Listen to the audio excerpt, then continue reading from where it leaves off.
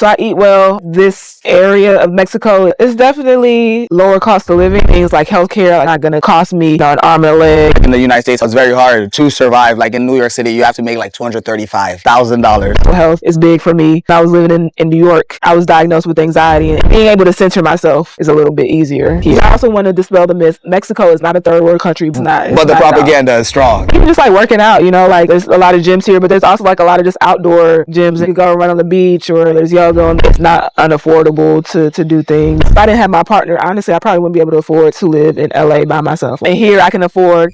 In the United States, how it is right now, it's very hard to survive. Like in New York City, you have to make like $235,000 in order to just be comfortable. Not be rich, not ball out, just be normal. Because you're not living, you're just paying bills. And when you have like high ass rent, like on average now it's $4,300 for a 1-bedroom. That's a walk up. So tell me your difference of quality of life from living here to where you were living prior to you were in LA. Your quality of life meaning as in like affordability, things you do, food, how do you live? And cost, right? Because LA cost versus flyer cost. Yeah, it's definitely lower cost of living. I will say that this area of Mexico is a more expensive area, and then right now we're experiencing obviously the value of the dollar is dropping, so it has gotten a little bit more expensive. Certainly, I'm sure much less than the US, but in terms of like my rent and what I could afford, I couldn't afford to, if I didn't have my partner, honestly I probably wouldn't be able to afford to live in LA by myself. Like I know a lot of people working professionals who have to have a roommate and in LA, in job. New York, and here I can afford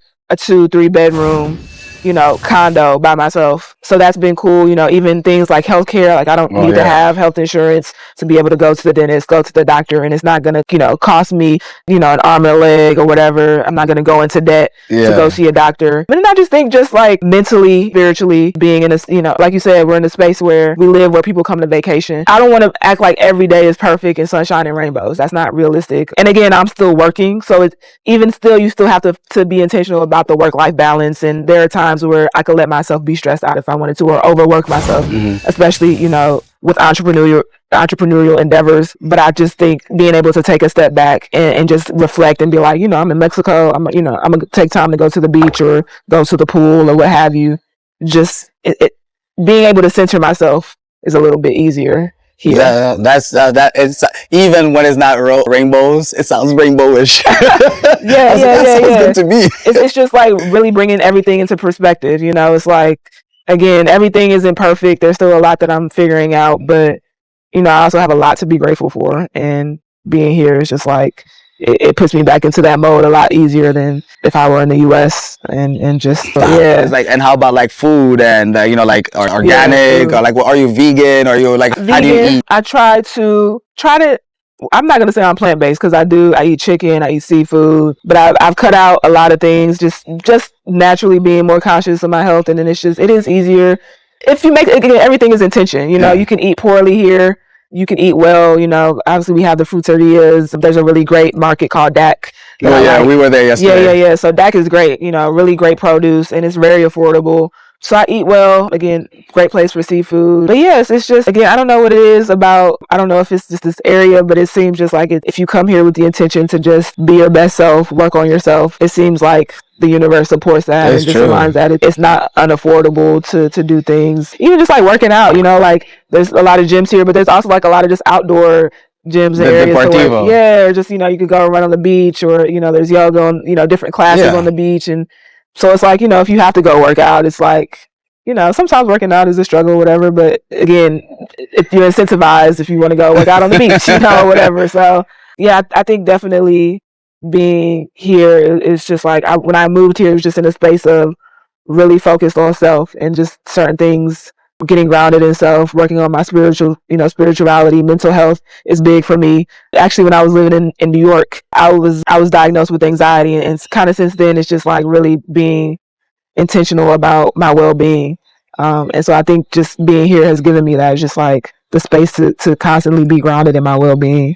And you did a courageous thing in what you were sharing with us, in the sense that you said, I'm going to work on myself, because many of us do not, again, because of the programming. We go to the gym or we go buy our happiness, versus everything is, all your answers are within, and we don't Then to find those answers within, we got to go through those ugly experiences, those traumas, and that's what we stay away from. Yeah. But you know, you said I'm intentional. I came here with my spirituality, work on myself, and that requires courage to do that.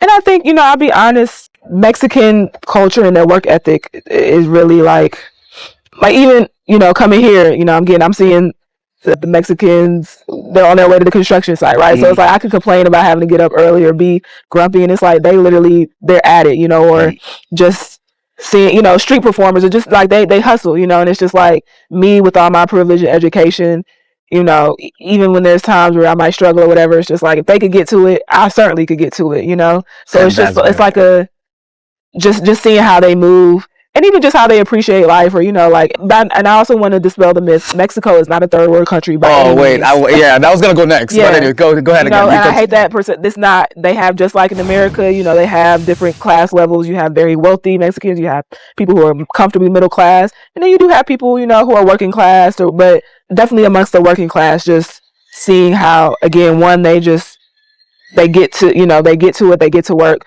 but also there's a sense of just enjoying life. It doesn't feel like they're bitter or resentful about the fact that they might be working class or whatever their station is in life. And so just, again, being able to learn from that and be aware of that has, I think, shifted my perspective as well. Thank you. And you touched on to where we were going, because Mexico is a third world country, right? But how is it a third world country? Because according to Western standards, it's number 15 in GDP in the world. Yeah, so meaning 15 in GDP. There's 260 something countries in the world. Yeah. Mexico GDP is number 15, so AKA doing better than the so-called good civilized European countries. Let's start with that. And its economy is booming and growing, hence why many Americans and Canadians and Europeans are flying here to, one, live a better quality life, and also keep the money they make. How about that? And in a few years, in about 7 to 8 years, Mexico is slated to be number 6 or 7 in GDP. Wow. So again, economics, if you follow geopolitics or geoeconomics,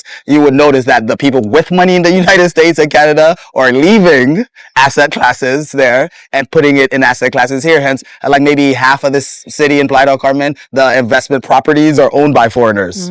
Why? Because people are coming here and people are spending their westernized dollars here. And we're able to provide services that are missing for the Western audience that are here. So if Mexico was a so-called third world country, that wouldn't be happening. It's not. But the propaganda is strong. Yeah. If you come here with the intention to just be your best self, work on yourself,